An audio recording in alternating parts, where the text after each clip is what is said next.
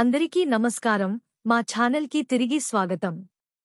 EPS పెన్షనర్ల కోసం 2025లో ప్రారంభించబోతున్న కేంద్రీకృత pension చెల్లింపు వ్యవస్థపై ఈపీఎఫ్ఓ నిశ్శబ్దం ఎందుకు అనే అంశంపై ఈ రోజు మనం హాట్ టాపిక్ని చర్చించబోతున్నాం.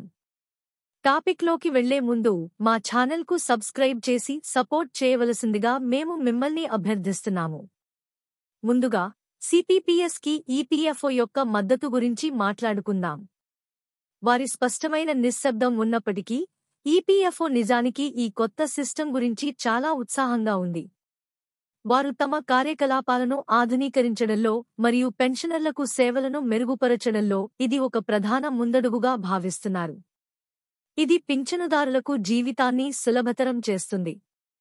భారతదేశంలోని ఏ బ్యాంకు నుండి అయినా, ఏ బ్రాంచ్ నుండి అయినా మీ పెన్షన్ పొందగలరని ఊహించండి. మీరు ఏదైనా ప్రాంతానికి వెళ్లినప్పుడు లేదా బ్యాంకులను మార్చాలనుకున్నప్పుడు ఇక ఇబ్బంది ఉండదు. ఈ వ్యవస్థ 78 లక్షల మందికి పైగా ఈపీఎస్ పెన్షనర్లకు ప్రయోజనం చేకూర్చడానికి సిద్ధంగా ఉంది. వారి పెన్షన్ అనుభవాన్ని సున్నితంగా మరియు మరింత యూజర్ ఫ్రెండ్లీగా చేస్తుంది. ఇప్పుడు పాయింట్కి వస్తే, ఈపీఎఫ్ఓ దీని గురించి చాలా ఉత్సాహంగా ఉంటే వారు కొత్త సిస్టంపై ఎందుకు ఎటువంటి ప్రకటనలు ఇవ్వడం లేదు అని మీరు ఆశ్చర్యపోవచ్చు. వారి స్టెప్ డౌన్ విధానానికి కొన్ని కారణాలు ఉన్నాయి. సిస్టమ్ జనవరి 1, 2025 వరకు ప్రారంభించబడదు. ఈపీఎఫ్ఓ వారి సిస్టమ్ను క్రమపద్ధతిలో పనిచేయడానికి చాలా సమయం ఉంది.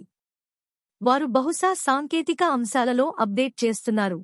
వారి ప్రస్తుత ఐటీ ప్రాజెక్ట్ సైట్స్ 2.01తో సిపిపిఎస్ని అనుసంధానించే పనిలో ఉన్నారు. ఇది ప్రభుత్వ చొరవ అయినందున ఈపీఎఫ్ఓ కార్మిక మంత్రిత్వ శాఖను ప్రకటనలపై నాయకత్వం వహించేలా చేయవచ్చు. వారు పబ్లిక్ స్టేట్మెంట్ల కంటే అంతర్గత వ్యవస్థలు మరియు విధానాలపై దృష్టి సారిస్తూ తయారీ దశలో ఉండవచ్చు.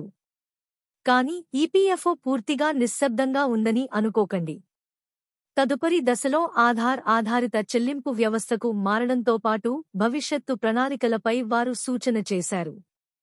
వారు చేతులు ముడుచుకుని కూర్చోవడం లేదని ఇది చూపిస్తుంది.